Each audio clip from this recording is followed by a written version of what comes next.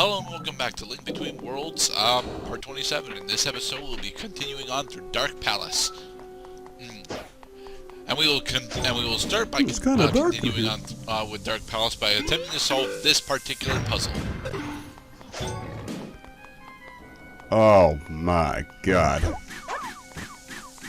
They're inventing.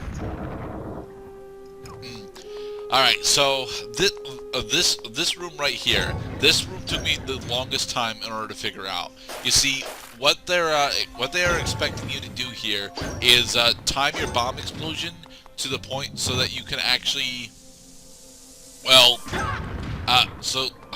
they want you to time a bomb explosion so that you can actually shift the stupid ghosts, so that you can actually wall merge into the room in the far back. Ride the elevator. No, you don't need. You need to time a bomb explosion in order to shift the walls up top in order to get to the back room. This is a pain in the ass. But doing so nets you our final piece of master ore. We can go get the golden sword. Yay!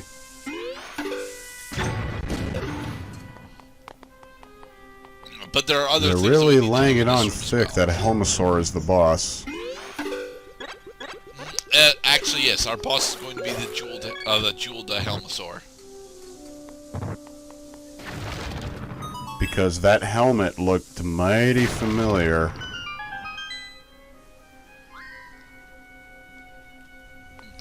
There! A gleam he saw.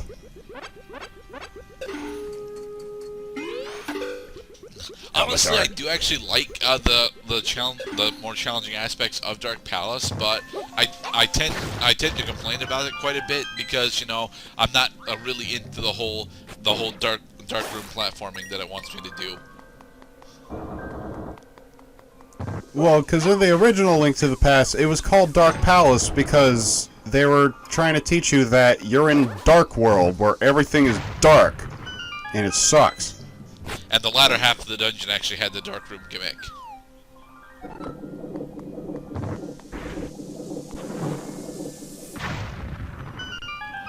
But even in that latter half of the dungeon, that actually did have the dark room gimmick, it played mostly by itself once you got the hammer.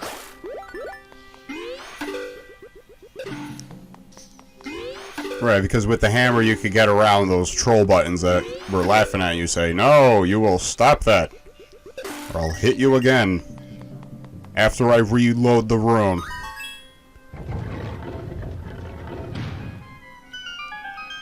You may enter the jaws of darkness. But we still are missing a small key in order to successfully get, the big key that we need. God damn it.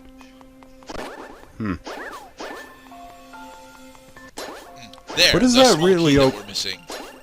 But is that really okay, though? That all we're doing is just opening... Like, we cleared the pathway, but we don't have the key. So, we also what don't if they have the just... compass yet, so... What if they just had us get the big key, and then have to open the path?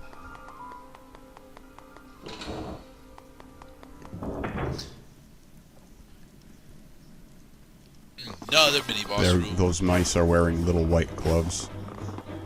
These guys really are Mickey Mouse characters. They're wearing white gloves. And they're mice. Uh-oh. There we go. They're following. So yeah, the puzzle here is to use their mirror movement in order to drop them down into you so you can smack them with either your sword or your one-shot bombs. Right, because these are the mirror mice. I forgot about those guys. And we have successfully unlocked the checkpoint. Or rather, the halfway warp. Whichever. Mickey Mouse. Mickey Mouse. Forever imitating all the heroes' movements. Who's the leader of the club that's been for you and me?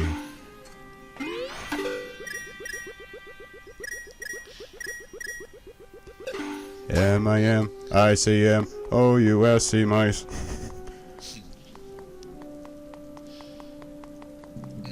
And this is me forgetting how to get the other small key that we need. I don't blame you, Gerda. I am with you 100% that this map is screwing with you. Well, it's not screwing with me so much. The big problem that I've got specifically is trying to parse out what part of the map that I need to be on in order to do vertical ascension. Okay, well we haven't been in this room yet.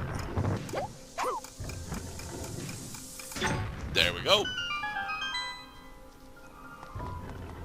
Any longer would have caused a cataclysmic system crash, killing everyone on the 3DS who was tied into the Matrix.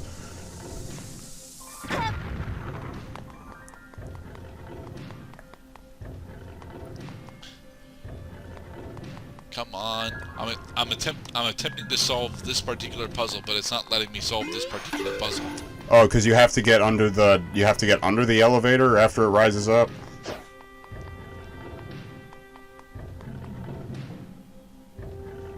Goddamn trick elevator. Well, actually, there is a bombable wall right here, and you can't see it. I'm not surprised. There's not a lot you can see, except for illusions and weird graphics that they put on the swirly dome, where you lose orientation at the amusement park. Stupid ghosts. Ah, the one-eyed ghosts. They were in the Oracle games. And Link's Awakening. Okay, so now how do we get up there, Mr. Cloud?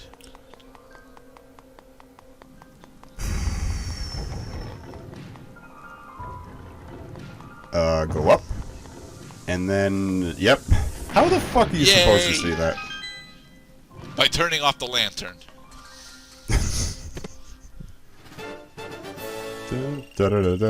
How about that? We ain't got nothing to spend it on now, goddammit. What use... So, that's a thing... That's a relatively new situation. What do we do with our money now that Ravio's out of business? We can still actually spend rupees on Potions and Syrup's house, but that's about it, honestly. I mean, are they, like, super expensive because she's a price-gouging bitch? Not really. So we effectively have infinite rupees now. Yep. There. Nice. Alright, I've seen a lot of donkey dicks in this dungeon so far. That is straight bullshit. And all that's in there is the fairy room. Yeah. Well, yeah, sure, you got infinite bombs. Just wait for your meter to recharge. Helmasaur. Helmasaur. Tiny Helmasaur. No. Tiny dead Helmasaur. Another rupees. Da-da-da-da! Oh, troll rupee chest. Ouch. You see what you've done, Gerda? You've turned every rupee chest into a fuck you. Yeah. That is the price of capitalism in Hyrule, or Lorule in this case. Just some days I wish I wasn't so goddamn good at finding little tiny shellfish on the walls.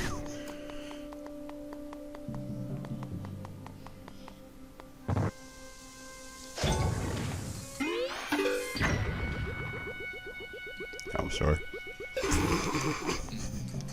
Okay. Where is this chest? Wait, you fell off. Got it. My god. Ew.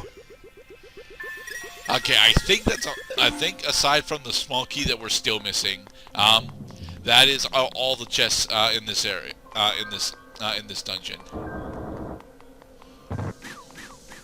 So what do you think would make Link's top 3 list of most disgusting items he's ever had to hold in his inventory? Zora eggs. Zora eggs? Yes. That's pretty gross. How about how about a bag of shit? That is right because during Breath of the Wild, Link had to carry around small portions of Korok feces for the entire adventure. So.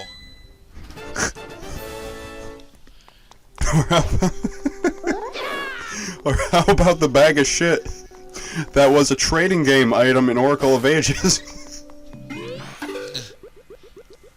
I think actually the Korok feces is worse than that though, because the Korok feces is also technically part of the trading game, but they don't tell you that it's Korok feces until the very end of the game when you've collected all 900 pieces of it. And suddenly I'm reminded of a subplot from the Vamped novel by David Sosnowski, where our main character was contemplating, in a world that is dominated by non-human creatures, that human shit actually has, like, value on the market. But you see, it's not as simple as just taking a bag of shit and trying to sell it. You have to deal with people who could tell the difference between good shit and bad shit. You can't bring bad shit to a shit kicker because that is bullshit. What qualities do they actually use to define between good shit and bad shit? Corn. Huh. Okay then. All right. So here we have a very dark room. I like this dark room. And then when we illuminate it, all the torches start going up, and booyah! The Jeweled Helmasaur. Helmasaur! I am the king of bling! Yes, he is, because every time you hit him really? with bombs, he drops rupees. Why don't you just give me a blank check to everything? Oh, he's panting like a puppy dog. Okay, but much like the original giant giant Helmasaur, you need to hit him in the face. If you hit him in the face with bombs, he goes into his next phase. Oh, he blew out all the lamps. The Shadow Helmasaur. Wow. Well, he doesn't. Oh, right, because we have the blue tunic. From the Ganon fight, right, where you had to turn on the lamps. Oh, we gotta feed him the bomb. I think. Damn it. I thought it was easy when all you had to do was just play. I've got whack-a-mole. I've got double defense in almost every heart container in the game. My bombs are not doing what they're supposed to be doing though. There. And so the Jeweled Shadow Helmasaur has been defeated. Woo!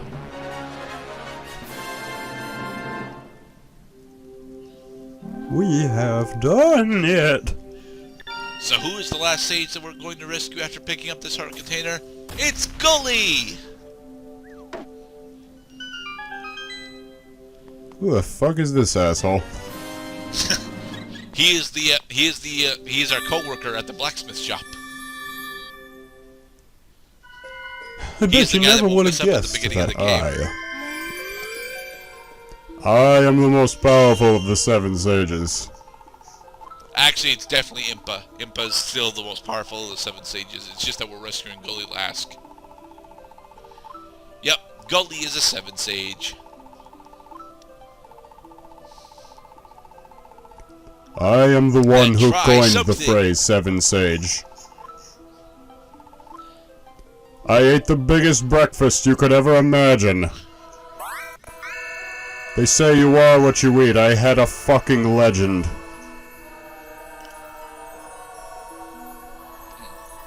Irene, Impa, 4, Rocco, 5, Orin, 6, Gully, and 7. I can count. Fill that meter up. Booyah! All of those pixels are counting on your powers. It's beautiful. Hey, they made a staircase for us. So now we can reach it. Yeah. All right, now you ready for your some super platforming skills? Go get it. Just don't fall off.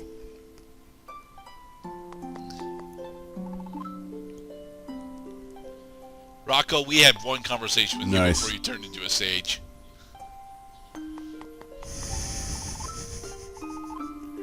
We will, Irene. Thank you. She doesn't say a lot because she already knows that we're going to need her help in order to get there. And she has a dialogue each time we summon her.